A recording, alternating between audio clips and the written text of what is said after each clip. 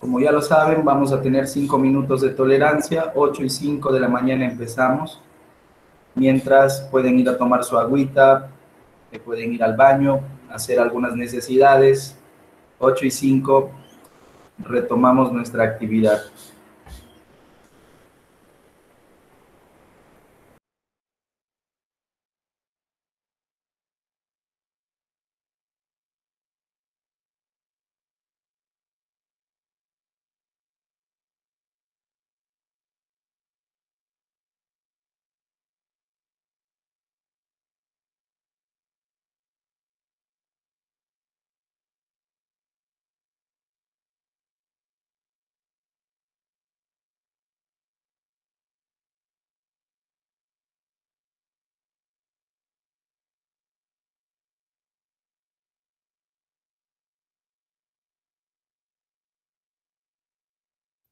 Buenos días, profesor. Buen día, Leslie. Buen día. Bienvenida.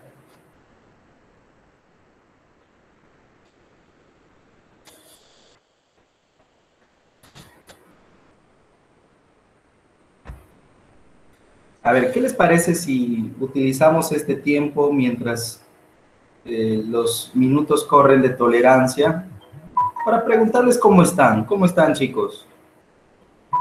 ¿Cómo les está yendo? Buenos días, profesor.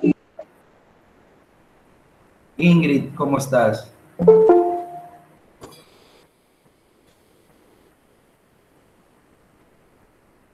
Muy bien, profesor, ¿y usted? Bien, adiós, gracias. Muy bien también. Sí, me alegro que esté bien. Sí, sí. A la pasada escuché en las noticias de que a nivel nacional ya hay un descenso significativo de los casos de COVID. Y bueno, eso es una muy buena noticia, ¿no? Pero igual la idea es no bajar la guardia, seguir con los protocolos nada más, lavándose las manos, no tocándose el rostro si salimos a la calle o cuando tengamos contacto con las demás personas, ¿no? Evitar los lugares donde hay hacinamiento de personas. Y bueno, ¿cómo están para el examen? ¿Cómo están para su examen de la quincena de diciembre? Creo que va a ser antes, antes de diciembre. ¿Tienen ya la fecha, chicos? Nos dijeron el 21, profesor, pero como dice usted, tal vez vaya a adelantarse. Claro, 20. Pero bueno, 21, quincena, una semana más, una semana menos, ¿no? Me imagino que ustedes ya están listos, aptos y aptas para el examen.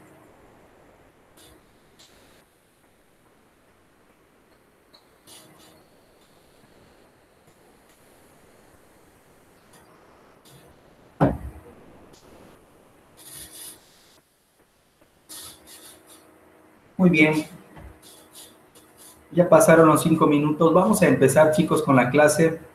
No se olviden, no se olviden de colocar en el chat su nombre completo, sus apellidos también.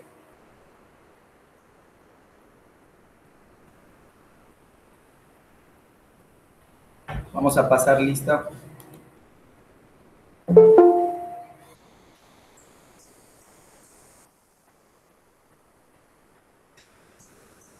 Fernando Zahir, Natalie Marchán. ¿Alguien más está en el grupo? Por favor, colocar. Muchas gracias. Vamos a ir mencionando Leslie Viena. Bienvenida, hija, a la clase. Lorena Navarro. Maribel Wilcamango. Esther Angulo. Jack García. Saraí Rodríguez. Yelitza Hernández. Fernando ya está. Luz Elvita. Andrea Lescano. Lorian Ramírez. Carol Grandes. Kate Dávila. Taid Marisol. Lucero Ramírez. Marcos Álvarez. Yasmín Rojas, Mayra Alexandra, Johan Choque, Milagros Torres, Ingrid Estefan, Rosita Flores también, Ximena Mariel también. Bien, hay un buen grupo. ¿Sí? Sexta semana ya pareciera como que ya el desgaste, el cansancio, cierta presión está haciendo efecto en vosotros. Noto ese aire de desgaste, quizás de cansancio. Espero equivocarme. Si fuera así, chicos, les comento. En una reunión que tuvimos con el director, los subdirectores del centro preuniversitario de nuestra universidad, se quedó en que podríamos brindar el servicio de atención psicológica para los estudiantes que, no sé, de pronto tienen alguna duda con respecto a su carrera, no han definido bien qué carrera estudiar, o si hay alguna dificultad que ustedes estén pasando y quieran conversarlo y no sepan cómo tratarlo. Miren, ahí tienen, yo siempre les he dado mi número de teléfono para poder conversar, pero ya de manera formal la universidad va a crear un grupo o un espacio aquí en el Google Meet para poder brindar la atención especializada. En estos días voy a pasarle mis datos al director para que él pueda coordinar con los ingenieros de sistemas y se pueda crear la plataforma. Sí, chicos, si alguien está interesado en atenderse, sea cual sea el tema, les comunico que ya se va a brindar este servicio. Gratuito, obviamente, para ustedes, o no tanto gratuito, sino forma parte quizás del paquete que ustedes pagaron, ¿no? De recibir clases, del ingreso, si es que logran los puestos vacantes, pero también es necesario el soporte psicológico. Muy bien, chicos. Dicho esto, vamos a empezar con la clase, y esta clase inicia siempre con una retroalimentación de la semana 5, de la semana anterior. A ver, ¿quién me recuerda cuál ha sido el tema o cuáles han sido los temas que hemos tocado la semana pasada?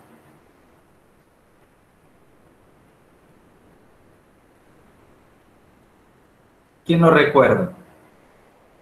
Procesos cognitivos, profesor. ¿Perdón? Los procesos cognitivos. Sí, procesos cognitivos, sensación y percepción. Sensación y percepción. Muy bien. A ver, ¿quién me puede dar un concepto de sensación? Un concepto así con sus propias palabras.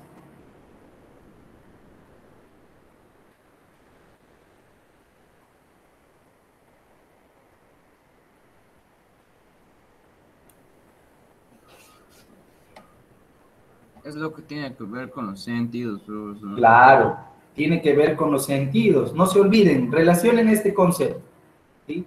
Es la captación de estímulos externos o internos. ¿Y quiénes captan estos estímulos? Nuestros órganos sensoriales, nuestros sentidos.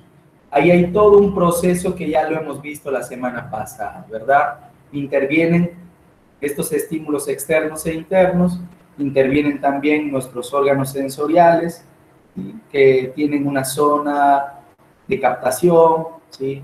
Y hay todo un proceso que va desde la periferia hasta el sistema nervioso, ¿verdad? Central. Ahí es donde se administran las sensaciones, para que posteriormente el ser humano pueda darle un significado. Ese proceso ya de darle significado, eso ya es percepción, ¿verdad? A ver, ¿cuáles son las dos anomalías de la percepción que estudiamos? La ilusión y la alucinación. Muy bien, Yasmín. ¿Y cuál es la diferencia entre ilusión y alucinación?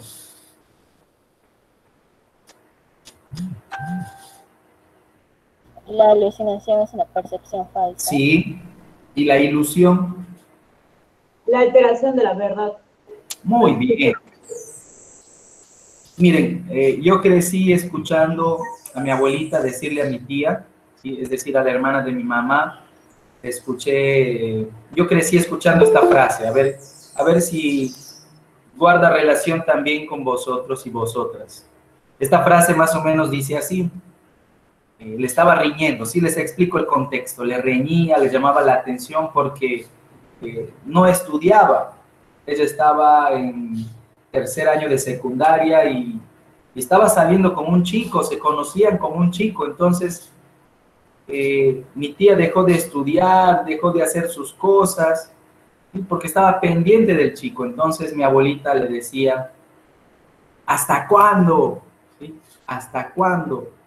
Tú crees que estás enamorada, pero no, eso es una ilusión. ¿Cuándo te vas a dar cuenta?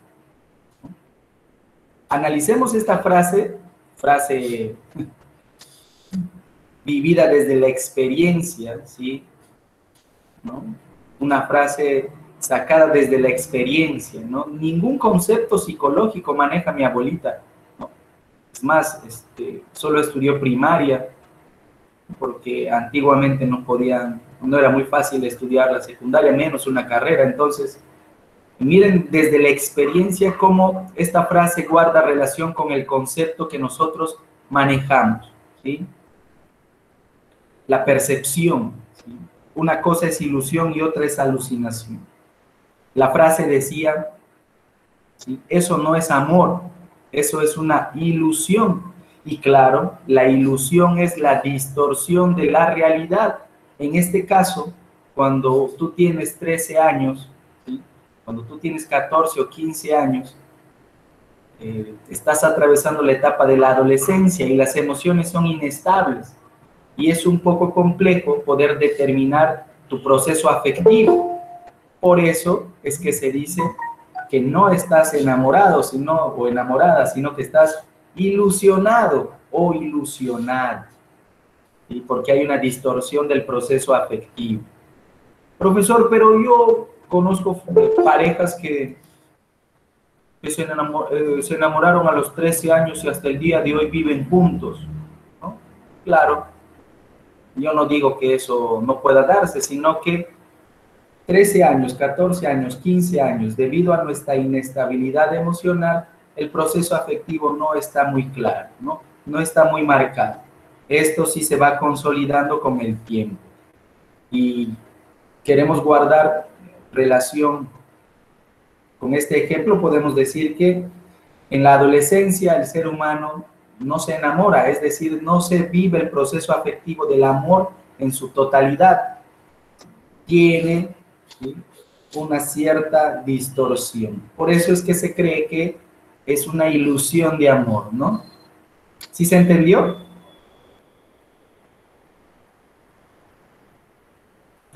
Sí, profesor. En cambio, gracias Marcos, en cambio, la alucinación ya es una anomalía que tiene que ver con la falsa percepción, como decía su compañera, ¿no?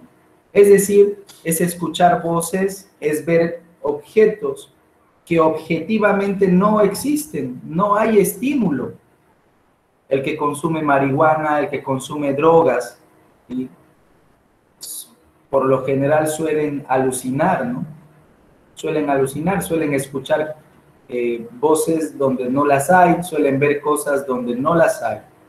La alucinación también se da en personas que pasan o están atravesando un trastorno mental, ¿no? Como la esquizofrenia. Estas personas andan en las calles, conversan solos, perdieron todo contacto con la realidad, ¿no? Se les suele ver melodeando las calles, conversando solo, gritando, ¿no? Una persona ebria también, cuando ya está en un estado final quizás de su alcoholismo, también suele alucinar, ¿no? Suelen alucinar. Ok, chicos, esto ha sido un repaso rápido de lo que fue o significó la clase pasada. Para este martes 13 de octubre, los procesos cognitivos que siguen, ¿sí?, son atención, concentración y memoria.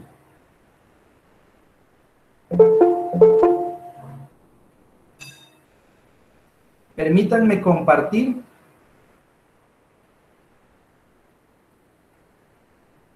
La pantalla, por favor, confírmenme si están viendo mi pantalla.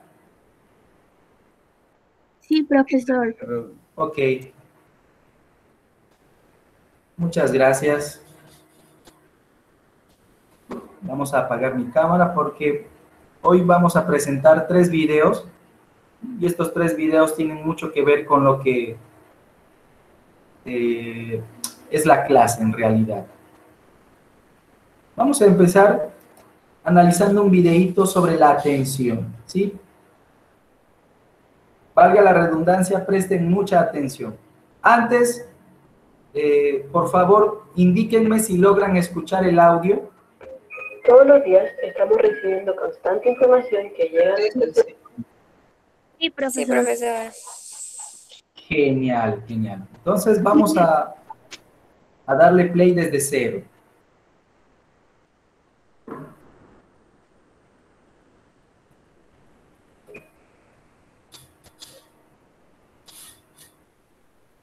Simultáneo. Todos los días estamos recibiendo constante información que llega a nuestro cerebro, la cual no puede ser procesada de modo simultáneo, por lo que se hace necesario un proceso de selección y filtro que nos ayuda a establecer un orden de prioridades. Para ello tenemos la atención. La atención se define como el estado de alerta o vigilancia que nos permite detectar señales. Es fundamental para poder vincular nuestro proceso cognitivo y permitir un mejor procesamiento de la información para funcionar de manera más cómoda. La atención se caracteriza por ser un proceso que nos permite seleccionar y priorizar entradas sensoriales determinadas que recibimos del entorno. Es un estado de concentración o esfuerzo mental activo que nos permite focalizarnos en una tarea en específico. Existen varias clasificaciones para la atención, según el foco al que apuntan, selectiva y dividida, o según sistemas, voluntario y autónomo. La atención selectiva es la expresión más pura de la atención. Es la capacidad para centrar la atención en lo que es verdaderamente relevante para dirigir nuestra conducta hacia una meta, y es posible gracias a la función de la corteza prefrontal. Este tipo de atención permite excluir otros estímulos que nos llegan desde el entorno, limitan la cantidad de información que se alcanza. La atención dividida corresponde a la capacidad para responder simultáneamente a diferentes estímulos y tareas, o también a demandas diferentes cuando se realiza una misma tarea, y a la vez disminuyendo la atención selectiva. En la clasificación según sistemas, el sistema voluntario básicamente es el decidir poner atención a algo. Este sistema dirige y mantiene la atención al activarse 2 áreas de la parte dorsal del cerebro. Esto es, frontal eye field, ubicada donde el surco frontal superior intersecta al surco precentral, y el surco intraparietal, y a la vez conserva la información en la memoria. El sistema automático se activa cuando se percibe un estímulo de manera espontánea. Se utiliza cuando se presta atención a algo que aparece abruptamente. Se caracteriza por ser un sistema de alerta general, dirigiendo la atención de modo involuntario e inconsciente. Depende de la parte ventral del lóbulo frontal y parte inferior del lóbulo parietal.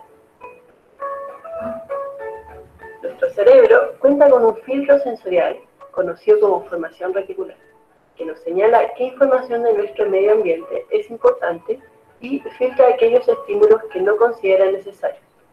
Posee axones que se dirigen hacia el tálamo, la corteza, médula espinal y cerebelo. El sistema reticular activador ascendente nos permite despertar, estar en vigilia y estado alerta. Así podemos atender a estímulos del ambiente y focalizamos nuestra atención. Su alteración produce coma.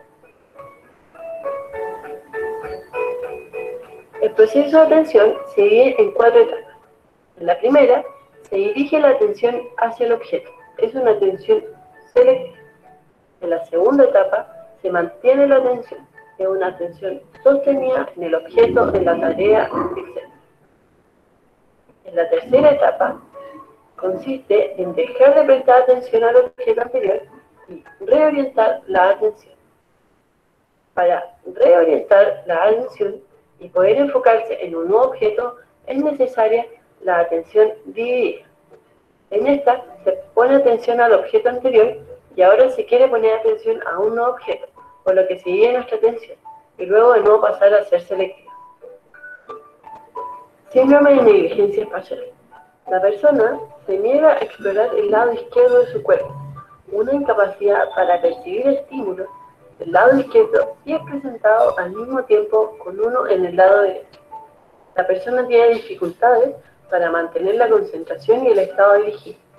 La mayoría de los pacientes con negligencia espacial tienen lesiones del hemisferio derecho, de la unión temporal parietal.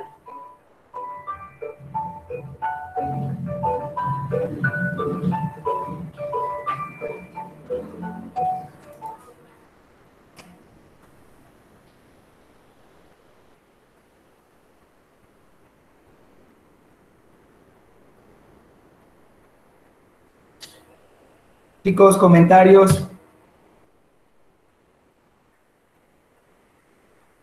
Hay conceptos que son claves, ¿eh? Este video es muy pequeño, muy corto, pero hay conceptos claves. Por ejemplo, a ver, si yo pregunto ¿cuál es el proceso o cuál es el fin de la formación reticular?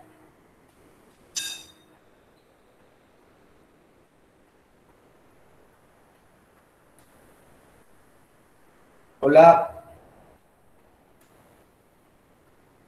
Chicos. ¿Están ahí?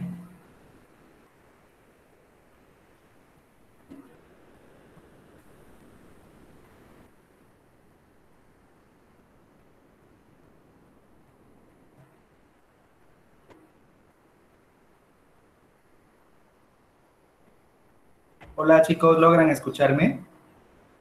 Sí, profesor. Sí, profesor, ¿le digo, puede repetir por favor la pregunta? Miren, el video estuvo muy interesante, es corto, ¿sí? 4 minutos y pico, pero hay conceptos claves, ¿no? Yo, por ejemplo, pude adquirir un concepto que tiene que ver con la formación reticular. A ver, la formación reticular está conformada por algunas áreas de nuestro cerebro, pero tiene una función muy importante, dentro de muchas. Discriminar los estímulos que son significativos de los estímulos que son irrelevantes. ¿Ok? Por ahí tomen nota de esto porque ya saben, cada vez que ustedes reciban estímulos y discriminen, ese proceso de discriminar lo que es importante de lo que no es, ya saben, es gracias a la formación reticular.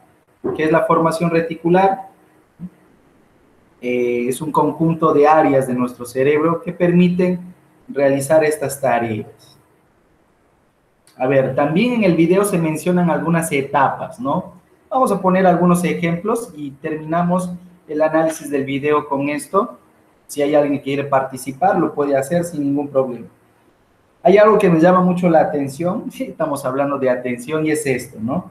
Dice que en la cuarta etapa, que se denomina la etapa de la atención dividida, el sujeto suele tener más de un estímulo, ¿verdad?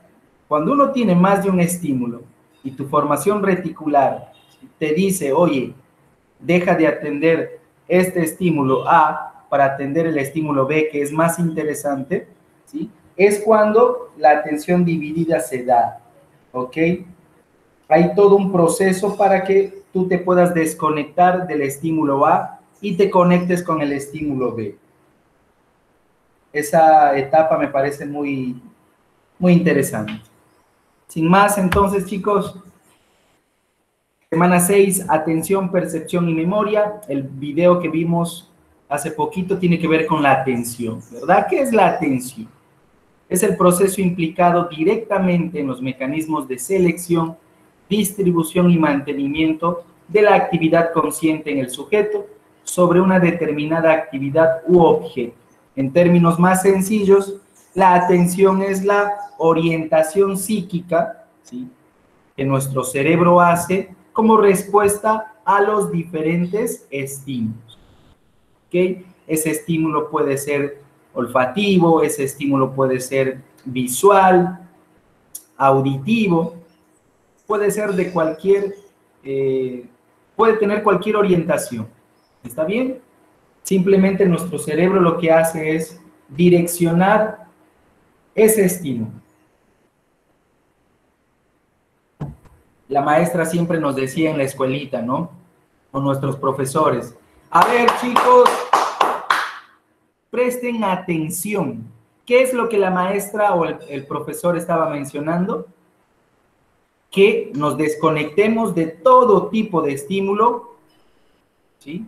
Que de alguna manera es ajeno a la clase, ¿verdad? Y nos conectemos con lo que él o ella está mencionando, ¿sí? Presten atención, ¿verdad? Orientar mi actividad psíquica probablemente a lo que el profesor pueda estar mencionando, o el maestro pueda estar mencionando. Ausubel decía que si no existe atención, que si no existe concentración, ¿sí? Y sobre todo, si es que no hay el proceso de la memoria, es muy complicado que el ser humano pueda desarrollar inteligencias, pueda desarrollar aprendizajes. Estos procesos son tan importantes que le permiten al hombre tener la capacidad de aprender, ¿sí? Así que hay que tener en cuenta esto. Atención. Y existen algunos mecanismos de la atención, ¿no?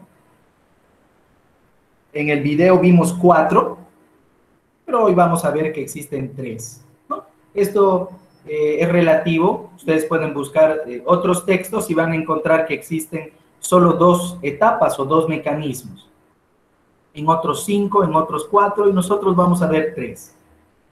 El mecanismo selectivo, el mecanismo dividido y el mecanismo sostenido. En referencia al video, solamente nos estaría faltando el mecanismo o la etapa de reorientación. Bien, ¿en qué consiste el mecanismo selectivo? En este mecanismo se activa cuando el ambiente nos exige centrarnos en un solo estímulo o tarea. Cuando tú o cuando el sujeto necesita, ¿sí?, solamente orientar su actividad psíquica a un solo estímulo, a una sola tarea, a una sola acción. Dice que el ser humano selecciona, ¿sí?, de manera voluntaria su actividad psíquica. Selectivo, viene de seleccionar, de elegir. El mecanismo dividido se pone en marcha cuando el ambiente nos exige atender a varias cosas a la vez, ¿sí? Es esta mamá, ama de casa, o muchos varones también, ¿sí?, donde tienen que lavar, tienen que planchar, tienen que estar atentos a la cocina que está trabajando, está hirviendo, está preparando la comida. Es esa mamá también o papá que está atendiendo el teléfono, contestando los WhatsApps, haciendo clases para los chicos de CPU, ¿no? Ahí se dice que la atención es dividida, cuando se pone en marcha la atención a varias cosas a la vez. ¿En qué consiste el mecanismo sostenido?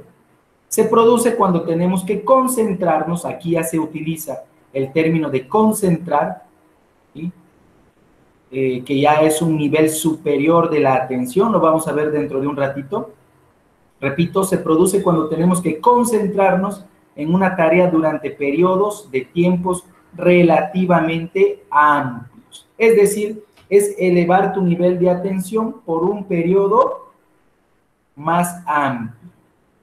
Como cuando nos vamos a ver una película, ¿no? Nuestra atención es sostenida porque pasa 1 hora, pasan 2 horas de las películas y no hemos tenido tiempo para atender el celular, no hemos tenido tiempo para atender la bulla que hacía el bebé al costado, ¿no? Nada, el hambre se te pasó, la sed también, estuviste con tu atención sostenida a un nivel de concentración mirando la película. ¿Ya? Qué lindo fuese que esa misma atención sostenida la mantuviéramos cuando estudiamos o escuchamos la clase de psicología, ¿no? Sería genial. O cuando estén desarrollando cualquier área que hoy están estudiando. Muy bien. Esta siguiente lámina tiene que ver con los factores de la atención. Y existen factores externos, existen factores internos. Cuando hablamos de factores externos, ¿sí?, nos referimos a las características del estímulo. Repito, los factores externos hacen referencia a las características del estímulo. Por ejemplo, su movimiento, tamaño, color, textura, etc. Cuando nosotros vemos en la televisión una publicidad, esa publicidad va a captar nuestra atención, ¿sí?, gracias a las características que esa publicidad tiene. Mientras más movimiento tenga esa publicidad, más va a llamar nuestra atención. Mientras las letras de esa palabra sean más grandes, va a llamar nuestra atención.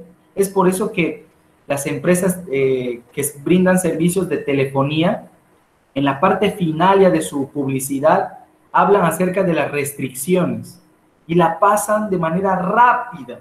Es más, las letras son chiquititas, ¿no? En un tamaño 2, creo. En Arial 2 le pasan a esas letras de las restricciones. Pero cuando nos quieren vender, ¿sí?, 2x1, oferta, ¿sí?, 99.90, ahí sí son grandes, ¿no?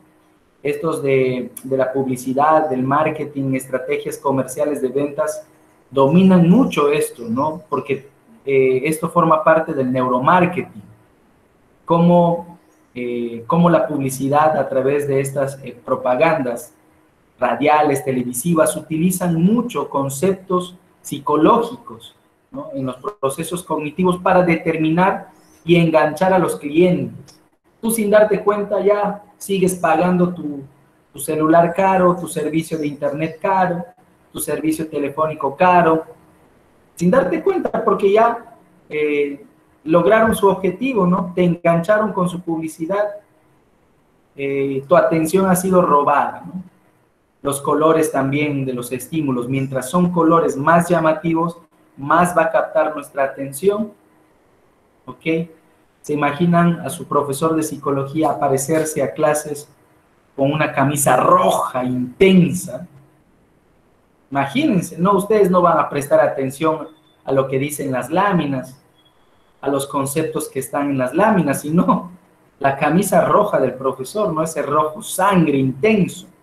Miren cómo nuestra atención, es decir, nuestra orientación de la actividad psíquica, ¿sí?, va a depender del estímulo. A eso nos referimos con factores externos, ¿sí? Y podemos pasarnos toda la mañana hablando de esas características. Ahora vamos a ver los factores internos. Estos factores internos hacen referencia, ¿sí?, a las peculiaridades del sujeto.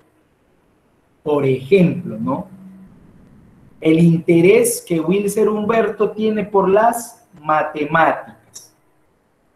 El interés que Wilser Humberto tiene por las matemáticas. Miren cómo la atención de Wilser Humberto... Gringo, puedes venir ya.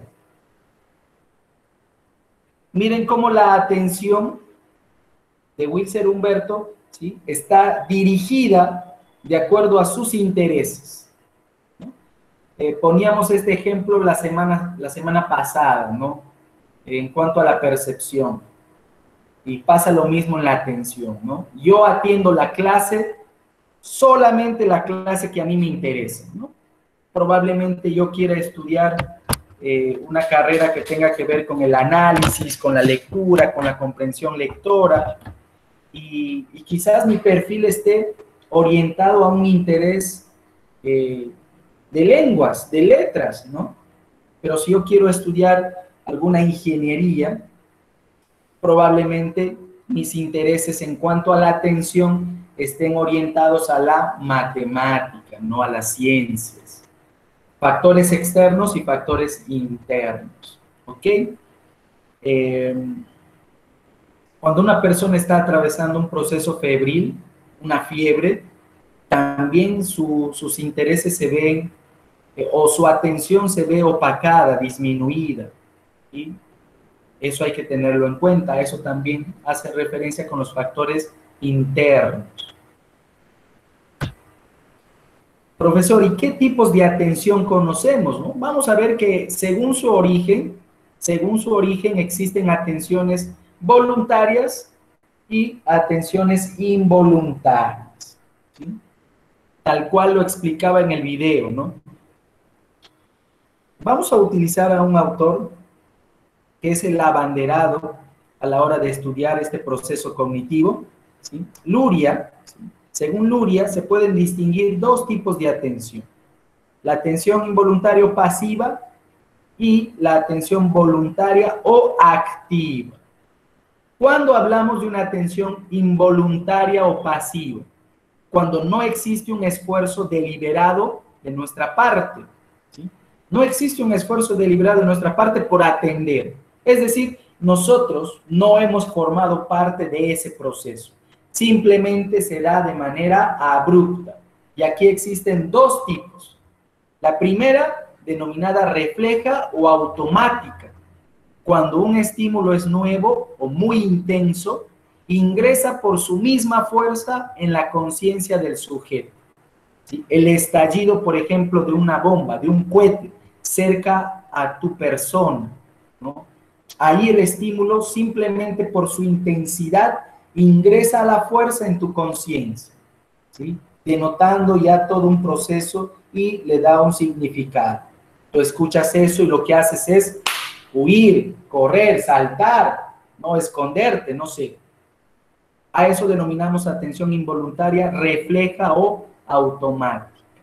Lo otro tiene que ver con la atención involuntaria espontánea. Cuando el estímulo genera inmediatamente un interés del sujeto, ya que existe cierta consonancia entre las características del objeto u objetos y la disposición de la persona. Profesor, me mareaste. ¿En qué consiste esto? Es una atención involuntaria cuando el estímulo también aparece de la nada.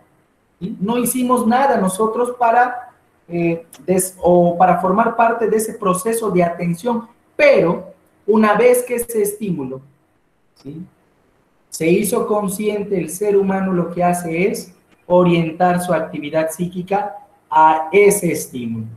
Entonces, forma parte de una atención involuntaria espontánea. ¿Por qué? Porque el sujeto guarda relación con lo que quiere, con lo que desea de ese objeto.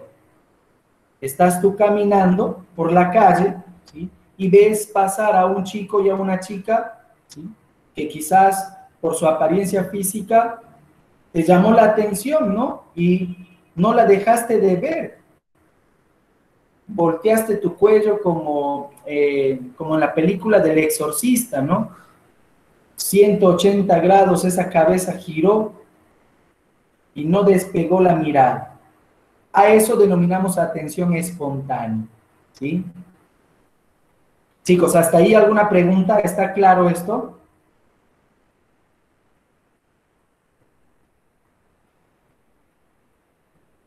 Sí, está claro, profesor. Ok, muy bien, avanzamos. Gracias, hija, por contestar. Profesor, ¿qué dijo que era el reflejo automático? ¿Perdón? ¿Puede repetir del reflejo o automática? Sí, la atención involuntaria automática es esa atención que debido a su intensidad o porque el estímulo es nuevo, ¿sí?, ingresan a nuestra conciencia. Yo puse el ejemplo de un estallido de una bomba. Tú no esperaste eso, apareció de manera súbita, deliberadamente, ¿sí?, y debido a su intensidad en el sonido, provocó, ¿sí?, una atención refleja en tu persona. Es decir, también llamado una atención automática. En cambio, la atención espontánea, ¿sí?, es la atención que se da porque el objeto, es decir, el estímulo, tiene o guarda un interés del sujeto, de nosotros. Mi ejemplo era este, ¿no? Tú sales a la plaza, estás caminando por la plaza y ves a un chico o a una chica que por su apariencia provocó una atención en ti y no dejaste de observarlo. A eso denominamos atención involuntaria espontánea, ¿sí? Profesor, Dime. la atención, este reflejo, también puede ser ahí la llamada de un celular, cuando te llaman así de la nada. ¿La atención puede ser la llamada de un celular? De reflejo, un ejemplo más pudiera ser eso. ¿O no? Lo que pasa es de que para que sea refleja, ese estímulo tiene que ser nuevo. O, mira, si es una llamada de celular, ya no es un estímulo nuevo, porque ya es una experiencia repetida. Pero sí, puede ser reflejo o automático cuando tú no esperabas, ¿sí?, que el celular suene porque tú consideraste que ya lo pusiste en vibrador, o le bajaste el volumen, o le pusiste en modo avión, ¿no? Sin embargo, no lo hiciste. Tú creíste que lo hiciste, pero no lo hiciste. Entonces, ahí hay una atención involuntaria, ¿no? Refleja o automática. Lo mismo pasa también con la intensidad. No sé si les ha ocurrido esto, ¿no? Están en una clase presencial y suena un celular, ¿no? Y nadie sabe de quién es el celular. Esa reacción que todos tienen de levantar la cabeza y mirar, a eso sí denominamos una atención refleja o automática. ¿Ok? Diferente de la atención espontánea, porque la atención espontánea, si bien es cierto, detrás de esta atención hay un estímulo que apareció de la nada, por accidente o de manera deliberada, fortuita, ¿sí? Ese estímulo provoca un interés en el sujeto. A eso denominamos atención involuntaria espontánea, ¿no? Creo que el ejemplo de salir a la plaza a caminar y que una chica o un chico llamen tu atención, calza perfecto aquí. Atención espontánea. Ahora, cuando hablamos de que la atención según su origen tiene esta clasificación de atención voluntaria, estamos haciendo hincapié en un proceso donde el ser humano, es decir, nosotros, participamos activamente de este proceso. Por eso es que en el concepto dice así: se da de manera deliberada, porque es el sujeto quien busca activamente que se dé este proceso. Es un proceso controlado, consciente y tiene una secuencia. Atención voluntaria, por ejemplo, ¿no? Es prepararse para estudiar porque en la quincena o en la tercera semana de diciembre voy a dar mi examen. Entonces, lo que yo hago es organizarme, prepararme, tener controlado y ser muy consciente de qué son mis actividades, ¿no? A qué tengo que prestarle atención para poder lograr mis objetivos, ¿verdad? Entonces, según su origen, la atención puede ser involuntaria o pasiva, o puede ser voluntaria o activa. En la involuntaria, el ser humano no hace ningún esfuerzo para formar parte de ese proceso. Aparece súbitamente. Los estímulos aparecen súbitamente. En cambio, en la atención voluntaria o activa, es el sujeto quien prepara, organiza, planifica, ¿sí?, controla de manera secuencial y es muy consciente y activo de este proceso. Chicos, ¿hasta ahí alguna pregunta?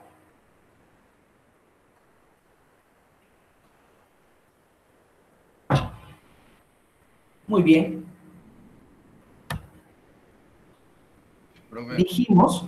Dijimos que la concentración ya es un nivel superior de la atención. Hablamos cuando la atención es sostenida, ¿verdad? La concentración, entonces, es ese proceso donde se da una inhibición de la información irrelevante y la focalización de la información relevante. En términos más sencillos, significa que concentrarse es alejar todo estímulo, ¿sí?, menos importante y enfocarte o focalizarte solamente en el estímulo significativo. Tú estás sentado frente a tu pantalla de tu laptop o de tu computadora, ¿sí? Son 6 de la tarde y tú decidiste estudiar, leer todos tus textos de psicología, ¿no? Pero en esa computadora y tu acceso al internet te permiten que esté abierto tu WhatsApp, que esté abierto tu Facebook, tu Instagram, ¿sí?, el Twitter. Y aparte hay un Word ahí de psicología, un Word ahí escondido, ¿no? Casi que ni se ve. ¿Qué significa concentrarse? Concentrarse significa ser consciente de que hay muchos estímulos, Facebook, ¿no? Y ese Facebook está con el chisme a más no poder, el WhatsApp, hay un grupo ahí que está mandando unos videos hot, ¿no? El Twitter, están comentando cosas muy hot también.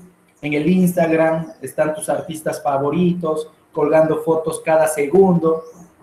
Pero a pesar de eso, tú decides solamente focalizarte en ese Word, ¿verdad? En ese Word donde la semana 6 habla justamente de este proceso de atención y concentración. Vamos a proyectar un video para que esto quede más claro.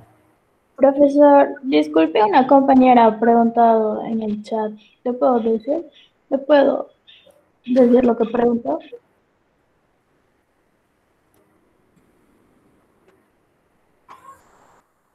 ¿Cómo dices?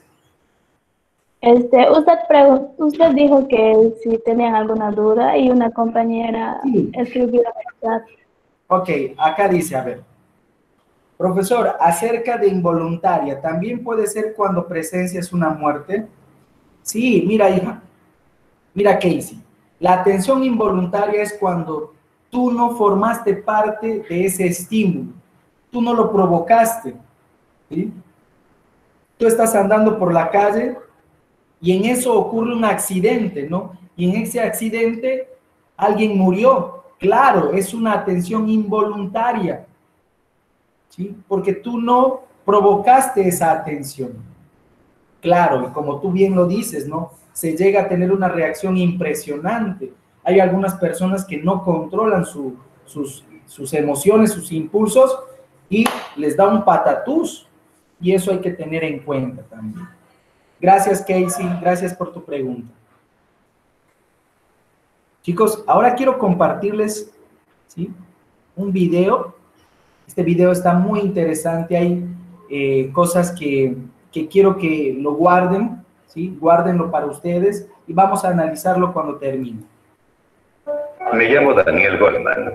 Soy psicólogo y trabajo como periodista. A ver, ¿se logró escuchar? Sí, profesor. Ok.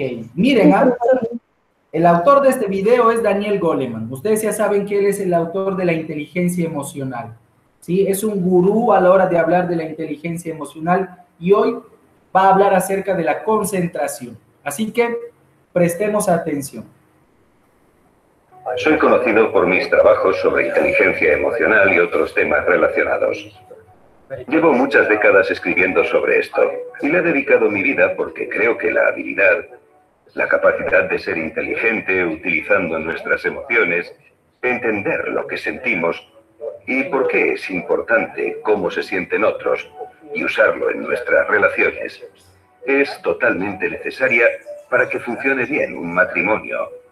La vida en general, el trabajo, en definitiva, es esencial para la felicidad.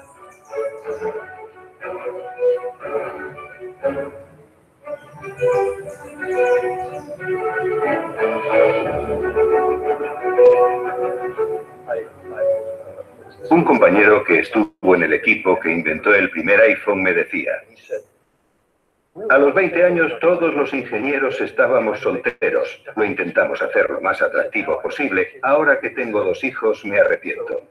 Es muy importante que los niños sean capaces, sobre todo en este mundo lleno de distracciones tecnológicas, de poner la atención donde quieran, porque la atención es la base del aprendizaje. ¿Por qué no enseñamos atención en los colegios? Los datos demuestran que cuanto más puedas concentrarte, mejor aprenderás. Hay una forma de hacerlo.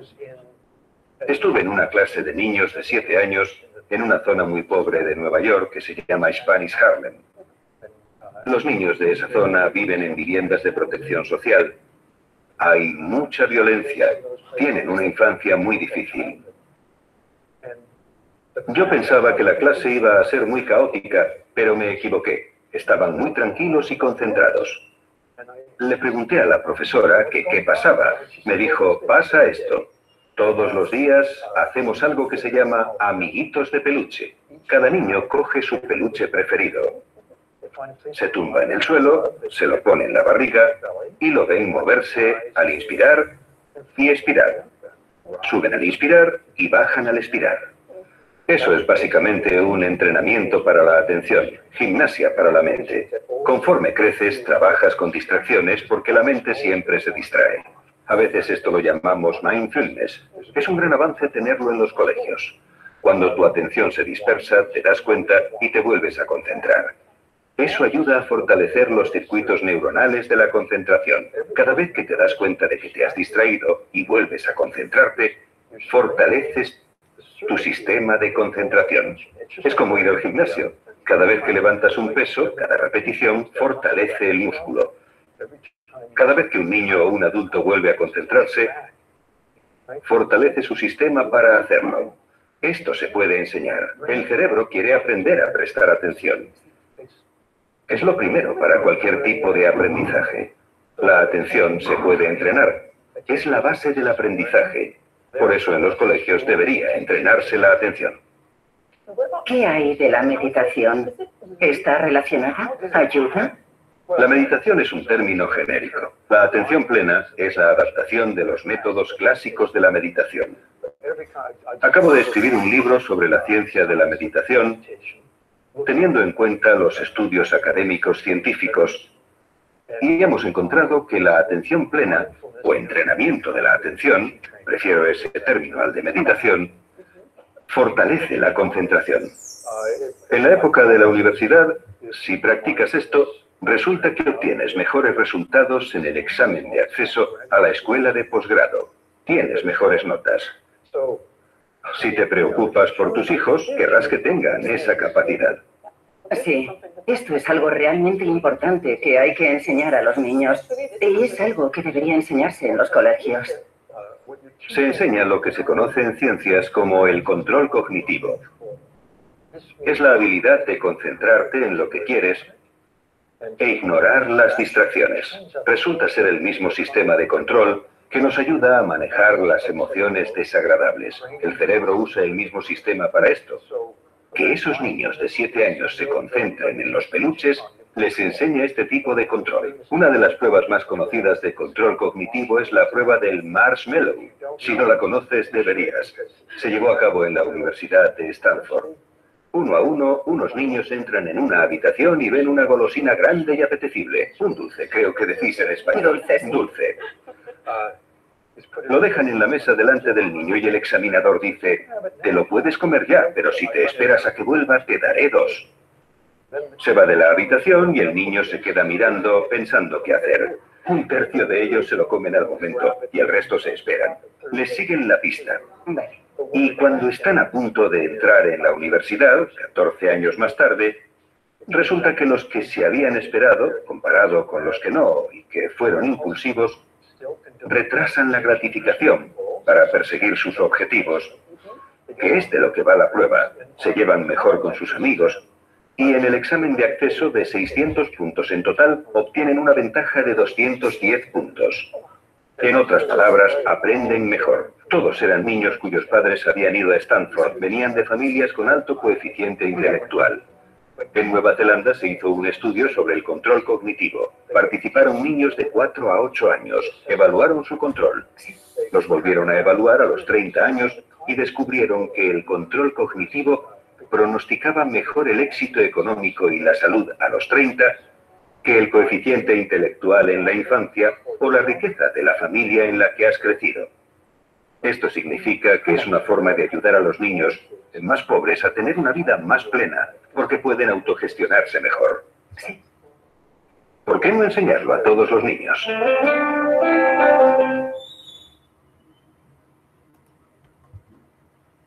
Chicos, ¿qué tal? ¿Qué tal el video? Interesante, profesor. ¿Sí? ¿Qué es lo que te llamó la atención? ¿Cómo? ¿Qué es lo que más le llamó la atención? A mí lo que me llamó la atención fue la parte en la que dijo que la atención es como que puede ser entrenada, algo así. Dijo que cuando las personas van al gimnasio, sus músculos más crecen, pero mientras más también practicas lo que es la atención, más también crece ese sistema que produce la atención, algo así. Dijo. Sí, ¿verdad? Miren cómo miren cómo la relación es similar a una actividad física, a una actividad cognitiva, ¿sí? En el gimnasio tú puedes ejercitar, puedes generar masa muscular cuando estás ahí, ¿no? Practicando y practicando, levantando y levantando. Lo mismo sucede en nuestros procesos cognitivos, ¿no? Cuán importante es atender, ¿no? Cuán importante es prolongar estos procesos de atención. La inteligencia emocional juega un papel importantísimo, chicos, importantísimo. Entonces, desde ya estamos utilizando estos conceptos que Daniel Goleman nos da para darnos cuenta que está presente y forma parte de todos los procesos, ¿sí? Un niño feliz, un niño alegre, un niño que vive su etapa o cada etapa que le toque pasar, atravesar de la mejor manera, es un niño, es un hombre, cuando crece, ¿sí? Que está predispuesto a superar cualquier tipo de dificultad, cualquier tipo de problema, resolver situaciones complicadas, ¿no? Y sus procesos cognitivos se hacen más fuertes, definitivamente.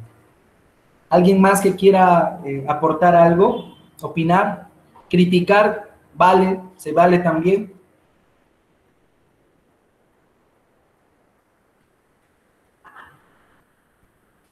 Muy bien.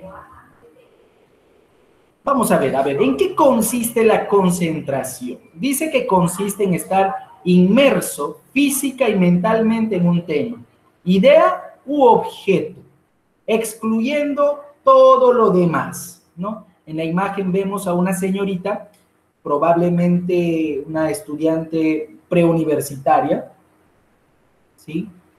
En la parte quizás principal de la imagen vemos a un libro abierto, o quizás es el cuaderno de estudio del Centro Preuniversitario de la Universidad Nacional de San Martín. Vemos sus libros que están al costado, y en el fondo de la imagen de ella, vendría a ser en la parte inicial de nuestra imagen, una taza que probablemente contenga una bebida caliente, una bebida que guarde cierta energía, quizás una tacita con café, ¿verdad? ¿En qué consiste entonces la concentración? Es estar de lleno, eso es estar inmerso, es estar de lleno en una actividad poniendo así, al límite, tu capacidad física y mental, en un solo objeto. Profesor, ahora háblanos acerca, ¿sí? Ahora háblanos acerca de la atención, su relación con la concentración y la memoria, ¿sí? Lo que ya les dije, ¿no? David Auswell menciona de que la atención, la concentración y la memoria forman parte, ¿sí? De un proceso más grande que tiene que ver la inteligencia, ¿no? Esto nos permite desarrollar aprendizajes. Dice que la atención y la concentración son requisitos para un buen rendimiento intelectual.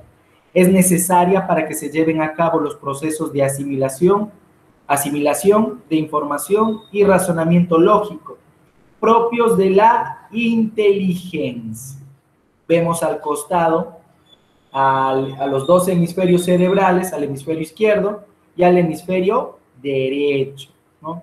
Ambos hemisferios controlan también muchas actividades que ya lo hemos visto, entre ellos la atención y la concentración.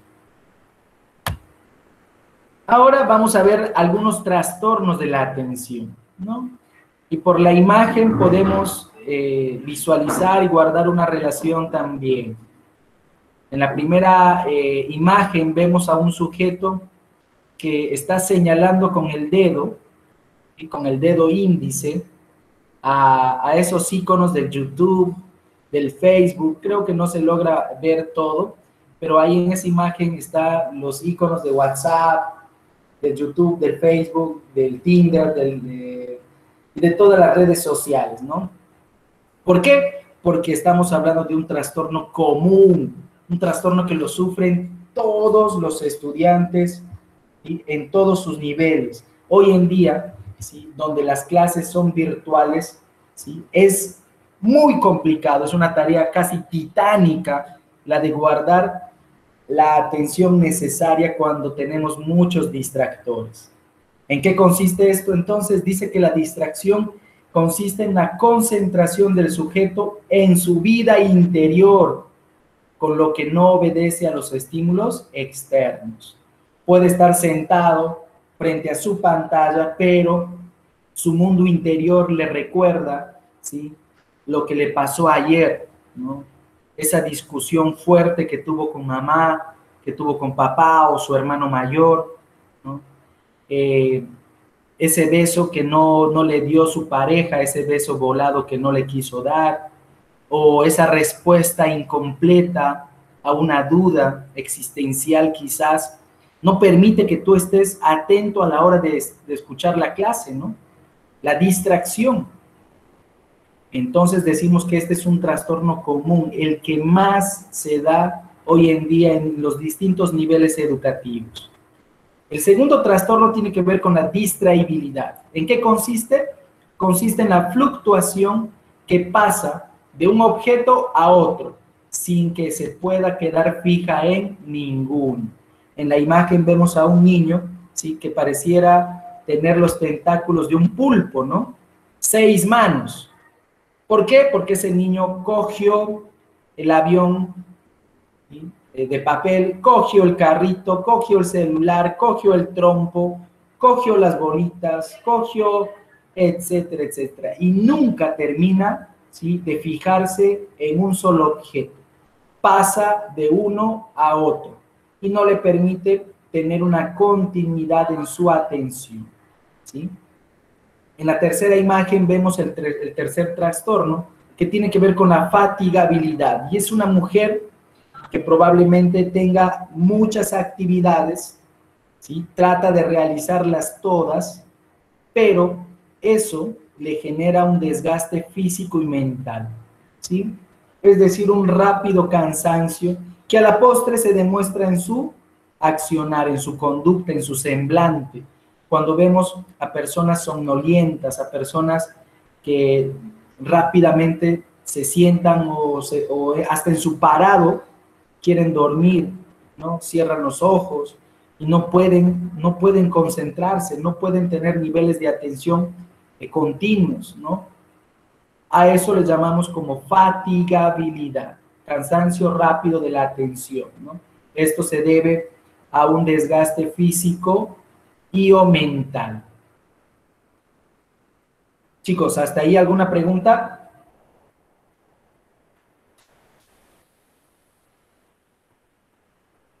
Profesor, ¿puede explicarme la última parte, por favor? En fatigabilidad. ¿Cuál es tu nombre, hija? Selena. Selena. Imagínate, Selena, ya Vamos a poner este ejemplo contigo. Tú estudiaste desde el sábado, ¿sí? Parejito, incluso desvelaste para estudiar, ¿no? Sábado, domingo y ayer lunes también. Lo más probable, porque esto es natural, lo más probable es de que para hoy, martes, en la clase de psicología, ¿sí? Estés cabeceando. Digo cabeceando porque es una acción que refleja un cansancio. No puedes prestar atención. Así te pongas palillos en los ojos para mantenerlos abiertos, ¿sí? En tu interna, en tu actividad psíquica, hay un cansancio que no te permite adquirir ningún tipo de estímulo. El profesor puede estar hablando de lo mejor, puede estar presentando los mejores videos, las mejores diapositivas, pero tú, tu actividad, tu atención no es la misma, se ve disminuida, no puede concentrarse. ¿Por qué? Debido a ese cansancio físico o mental, ¿no? ¿Está claro? Sí, profesor. Okay.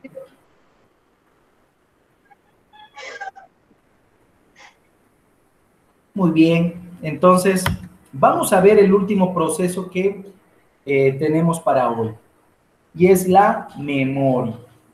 ¿Qué es la memoria? Es el proceso cognitivo que permite al ser humano, ¿sí?, almacenar, conservar y recuperar, sobre todo, ¿no? Recuperar informaciones y experiencias pasadas. A estas experiencias pasadas se les denomina huellas mnésicas, ¿sí? Huellas mnésicas.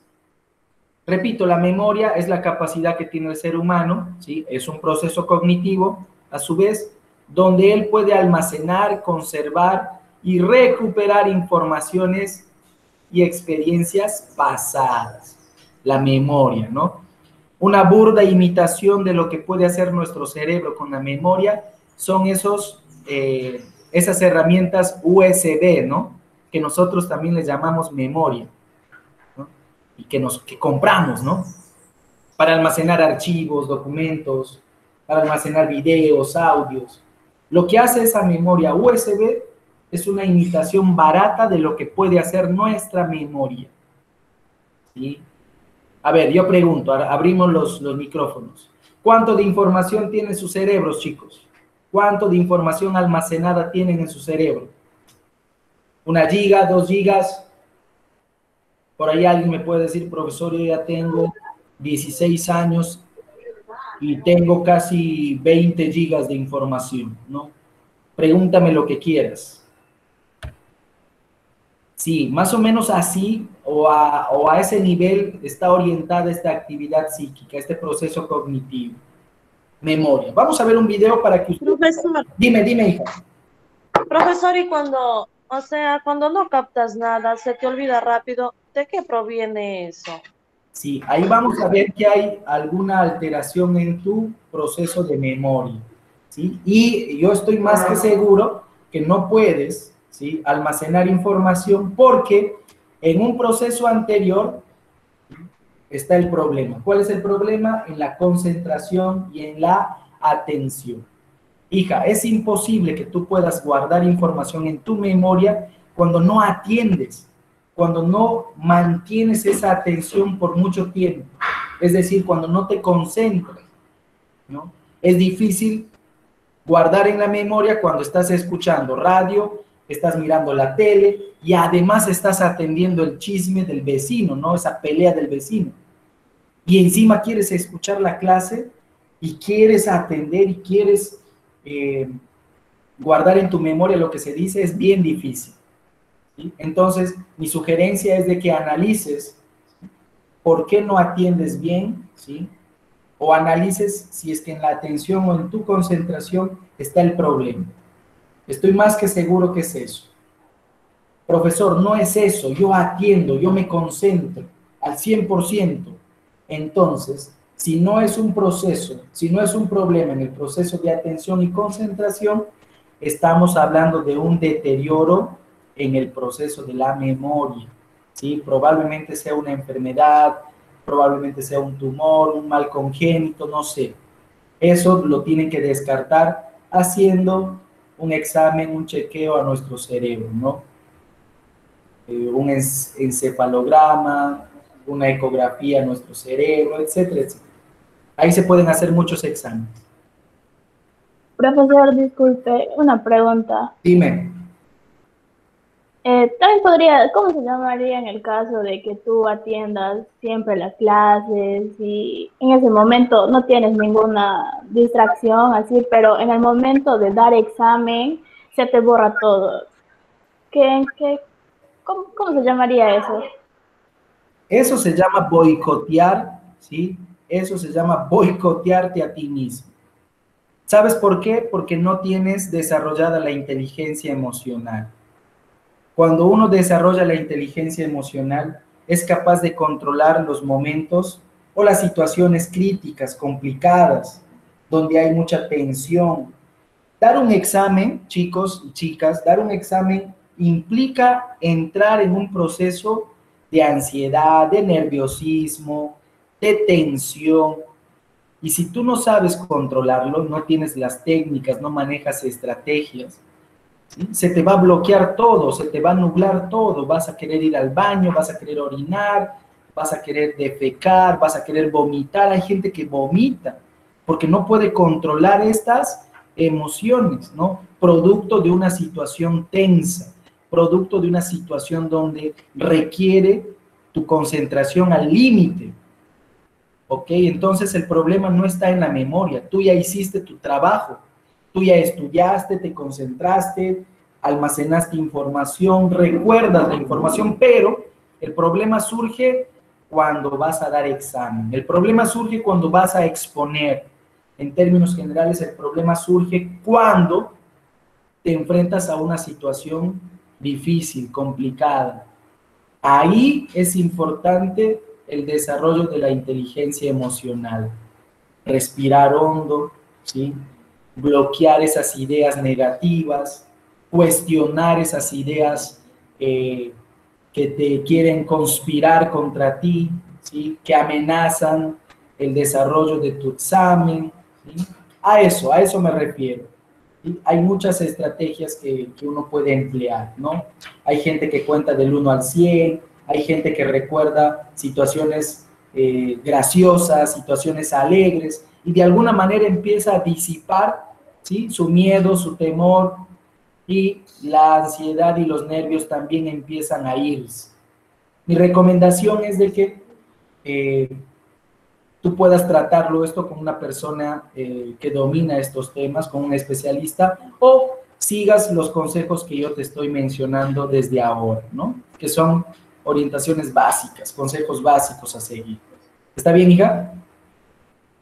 Sí, profesor, muchas gracias. Profesor. Dime, hijo. Compañera Casey Torres dice, profesor, hay personas, por más que hay ruidos alrededor, pueden captar todo a la vez. Sí, es increíble. Gracias, Casey. Gracias, hijo. Miren, esto ocurre y es real. Habemos de esas personas que a nuestro alrededor puede estar desatándose la Tercera Guerra Mundial. No, y con nosotros no es, ¿ah? Con nosotros no es, ¿no? Existen de esas personas que son capaces de aislar cualquier estímulo. Es como que se ponen en una burbuja, ¿no? Y nada los mueve. Si quieren dormir, duermen así, el Sonido 2000, los Caribeños de Guadalupe, si el Grupo 5 esté al costado de tu casa, ¿no? Reventando en fiesta.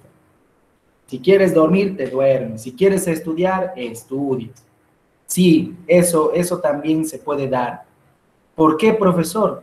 Simplemente porque ese sujeto, ¿sí?, tomó la decisión, la determinación de aislar esos estímulos. Ya tiene un control de todo este proceso, ¿no? Gracias, Casey. Gracias, hijo. ¿Sí se entendió? Sí, profesor. Muy bien.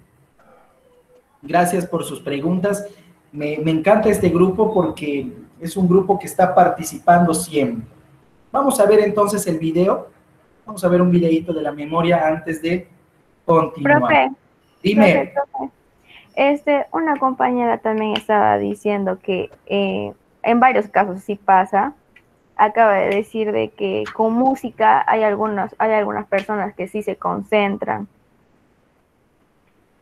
Pero no sé cómo tomarlo a eso, pues porque, por ejemplo, en mi caso también he intentado y no he podido, porque si me estoy concentrando en la música, no voy a captar nada de lo que estoy leyendo. No sé, es mi opinión. Sí, miren, esto puede generar polémica, pero no creo, porque cada quien tiene su forma de estudiar. ¿Y a qué se debe? Se debe a que cada quien, ¿sí? Desarrolla hábitos de estudio. Aquí la frase a tener en cuenta es eso, hábitos de estudio. ¿Cómo desde pequeño yo aprendí a estudiar? ¿Cuáles fueron los factores, ¿sí? ambientales que rodearon mis aprendizajes? ¿Sí? En otras palabras, ¿cuál fue mi entorno a la hora de aprender? Si tú creciste en un lugar donde estudiar significaba, ¿sí? bajarle el volumen, cerrar la puerta, no permitir ningún estímulo, lo más probable es de que ahora en tu adolescencia, si existe una bulla, por más mínima que sea, ya no puedes concentrarte, ¿no? Y ya no puedes estudiar, porque el hábito que tú formaste es un hábito de absoluto silencio, ¿no? Cero estímulos. Pero existen también estudiantes donde en su niñez,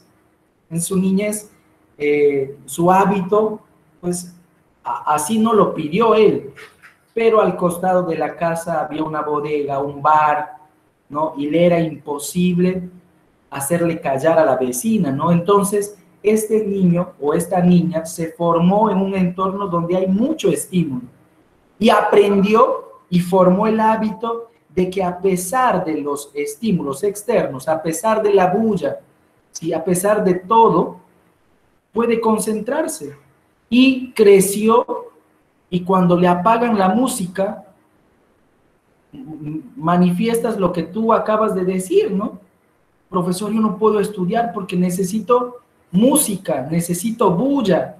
Con eso me relajo y recién puedo captar la información. Eso es real también. Palabra clave, frase clave, ¿sí? Hábitos de estudio. ¿Está claro? ¿Chicos? Sí, profesor, Ok, está claro. muy bien. Ahora, si ustedes me preguntan, profesor, ¿y cuál es mejor? ¿No? Porque esta es la pregunta habitual que suelo recibir.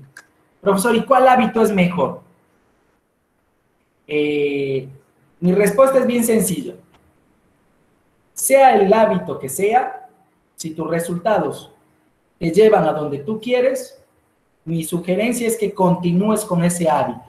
Pero si ese hábito de estudio no te está permitiendo lograr los objetivos, cámbialo, ¿sí? Cámbialo. Cambia de estrategia, ¿sí? Reedúcate. Cambia ese hábito, de todas maneras. Chicos, antes que nos gane el tiempo, vamos a ver el video que me parece súper interesante. En el vídeo de hoy vamos a ver qué es la memoria, cuáles son sus diferentes fases y procesos y cuál es el viaje de 4 pasos que atraviesa a la hora de generar recuerdos. ¿Te interesa? Pues vamos a ello.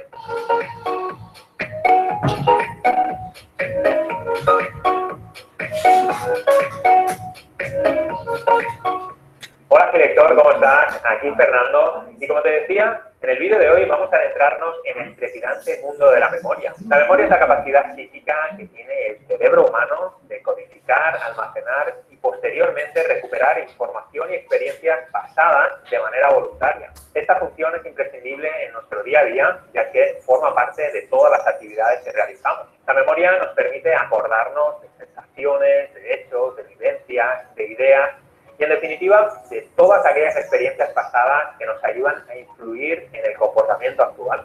Es decir, que la memoria es el almacén donde guardamos todo lo que hemos vivido y aprendido, pero también es la capacidad de procesar, estructurar y recuperar toda esa información generada por las experiencias pasadas para poder adaptar de la manera más óptima nuestra conducta a las experiencias futuras. De una manera más científica, podemos definir la memoria como el conjunto de conexiones neuronales codificadas en el cerebro y también como la función que recrea las experiencias pasadas, activando de forma sincronizada las neuronas implicadas en la experiencia original. Sin embargo, no debemos pensar en la memoria como una estantería organizada con libros, imágenes o sonidos. Debido a la manera en la que se codifica la memoria, es más bien como una especie de collage en el que los elementos que forman los recuerdos están dispersos por diferentes zonas del cerebro. ¿Y cuáles son las fases o procesos de la memoria? Te explico. La memoria actúa en la gran mayoría de nuestras actividades cotidianas, involucrando un gran número de estructuras cerebrales y complejos procesos cognitivos. Estos procesos son imprescindibles para la creación y acceso a los recuerdos, y el fallo en cualquiera de estos procedimientos impediría la recuperación de la información. Existen 3 fases o procesos que utiliza la memoria para almacenar experiencias y conocimientos. La primera fase es el registro o codificación, y en esta fase se codifica la información sensitiva en componentes que el cerebro puede reconocer y manejar mediante códigos visuales y verbales. Este proceso de codificación no es objetivo, ya que la información sensorial utilizada es seleccionada e interpretada en función de las experiencias anteriores. Además, en esta fase, la atención y la concentración juegan un papel decisivo. La segunda fase es la del almacenamiento. Y en esta fase, la información se retiene con el objetivo de preservarla y poder recuperarla cuando se necesite. Dependiendo de dónde se almacene la información, esta puede permanecer entre unos pocos segundos hasta el resto de la vida. La tercera fase es la de recuperación. Esta es la fase que habitualmente conocemos por recordar. Y lo que hace nuestro cerebro es localizar y recuperar determinada información almacenada en la memoria. Recuperar los datos significa reactualizar la información y traerla a la conciencia. Vamos a ver ahora cuántos tipos de memoria hay. A pesar de lo que mucha gente cree, la memoria no está formada por un único sistema, sino que la conforman un conjunto de subsistemas o subtipos de memoria que se ocupan cada uno de funciones distintas. La memoria podemos dividirla en 4 tipos diferentes: memoria sensorial, memoria operativa, memoria a corto plazo y memoria a largo plazo. La memoria sensorial es el sistema encargado de registrar las sensaciones que se perciben por medio de los sentidos. Este subsistema transitorio dispone de la capacidad de procesar a la vez una gran cantidad de información, pero durante un espacio de tiempo muy corto. Se pueden diferenciar distintos espacios para almacenar la información, dependiendo de la procedencia de la sensación. Pero para este vídeo no vamos a complicar más esta parte y te dejo por aquí un enlace al artículo completo en nuestro blog por si quieres profundizar. La memoria operativa, también llamada memoria de trabajo, es la que permite mantener y manejar la información durante la demanda de una tarea. Es decir, que es el sistema de memoria activo que posibilita la ejecución de varias tareas a la vez, como almacenar información, comprender o razonar. Nuevamente, si quieres saber más detalles sobre la memoria operativa, en la descripción te dejo el artículo completo de nuestro blog. La memoria a corto plazo es el sistema de almacenamiento pasivo que trabaja la información recogida de la interacción con el ambiente. Tiene una mayor duración que la memoria sensorial, pero se limita a entre 5 y 9 elementos durante 30 segundos si no se repasan. Cuando se repasa la información el tiempo suficiente, esta información es transferida de la memoria a corto plazo a la memoria de largo plazo. Y la memoria de largo plazo es la base de datos donde se almacena el conocimiento, los recuerdos, las imágenes, las experiencias, etc. Es el sistema al que se hace referencia cuando se habla de memoria en general. Vamos a ver ahora qué son los recuerdos y cómo se forman. Lo que llamamos recuerdos son imágenes de experiencias vividas que son archivadas en la memoria. También se puede definir como la reproducción de algo que has vivido o que has aprendido con anterioridad. Veamos ahora el viaje de 4 pasos que realiza la información proporcionada por los estímulos externos que acaba siendo un recuerdo en nuestra memoria. Paso 1. Cuando se recibe un estímulo externo, la memoria sensorial es la encargada de percibir las sensaciones producidas por el estímulo. Paso 2. La información es enviada a la memoria a corto plazo, donde de manera pasiva se mantendrá durante un corto espacio de tiempo. Paso 3. Si es necesario llevar a cabo alguna tarea mental, se pondrá en funcionamiento la memoria operativa, activando la capacidad de comprender a través de los subsistemas verbales y visuales. Paso 4. Si la información se repite lo suficiente, pasará a la memoria de largo plazo, donde se almacenará de forma permanente en forma de recuerdo. Bueno, ya llegamos al final del vídeo y, como siempre, voy a compartir contigo la frase del día. En este caso es una frase de José Saramago, muy relacionada con la temática de hoy, y dice así: somos la memoria que tenemos y la responsabilidad que asumimos. Sin memoria no existimos, y sin responsabilidad quizá no merezcamos existir.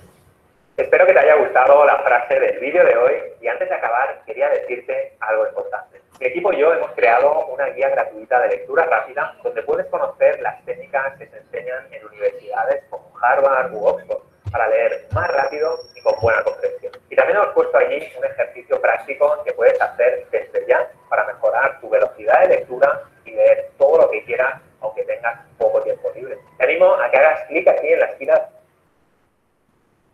Bien, chicos, dejé que el señor pueda vender su servicio porque es importante para aquellos que quieran ir más allá, reforzar su capacidad de memoria, almacenar más información, comprender más textos o comprender lo que lee. Es importante que tomen en cuenta esto, ¿ok? Chicos, ¿hasta ahí alguna pregunta?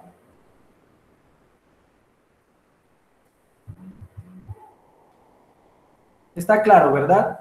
La memoria, ya vimos el proceso de la memoria: fijación, evocación, reconocimiento y localización.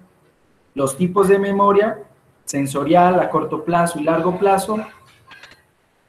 Según su modalidad, existen recuerdos motrices, memorias abstractas, según su contenido, sensomotoras, social, y recuerdos o memorias emotivas. ¿Cuáles son las anomalías de la memoria? En realidad existen muchas anomalías. Las más importantes, 4, ¿no? La amnesia, la hipermnesia, la paramnesia, que es un falso recuerdo, y la dismnesia. ¿Qué es el olvido? Profesor, ¿el olvido es malo? No. El olvido forma parte del proceso de almacenar, ¿sí?, información selectiva, solo lo que nos importa. Lo que no nos importa como recuerdo, simplemente lo olvidamos, ¿no? ¿Se imaginan a una persona que almacene toda la información, ¿sí?, toda la información habida y por haber? Es imposible. ¿Por qué? Ocurriría un colapso en su cerebro, ¿no? Entonces, lo que hacemos normalmente es olvidar aquello que ya no tiene valor para nosotros, aquello que ya no es significativo para nosotros, o aquello que ya tiene mucho tiempo, ¿no? Solemos olvidar. ¿Cuáles son las causas del olvido? Existen 5 causas. Una causa proactiva, una causa,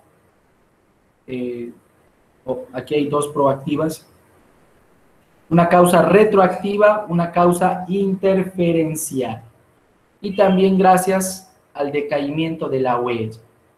Chicos, yo quiero dejarles con esta frase de la semana. Pregúntate si lo que estás haciendo hoy te acerca al lugar donde quieres estar mañana. ¿Quién lo dice? Walt Disney, ¿no? Repito, pregúntate si lo que estás haciendo hoy te acerca al lugar donde quieres estar mañana. Si tu objetivo es ingresar a la universidad, ser un gran profesional, y cuestiónate si ese objetivo guarda coherencia con lo que estás haciendo ahora, ¿no? Con tus actos de ahora. Chicos, que tengan un feliz martes, que les vaya muy bien. Al grupo compartiré las diapositivas y también el cuestionario, ¿ok? Para que ustedes puedan tener su banco de preguntas y contrastar con lo que ya hicieron. Nos vemos, chicos, que tengan una feliz mañana, un feliz día. Ya, profesor, muchas gracias. Bye. Chao.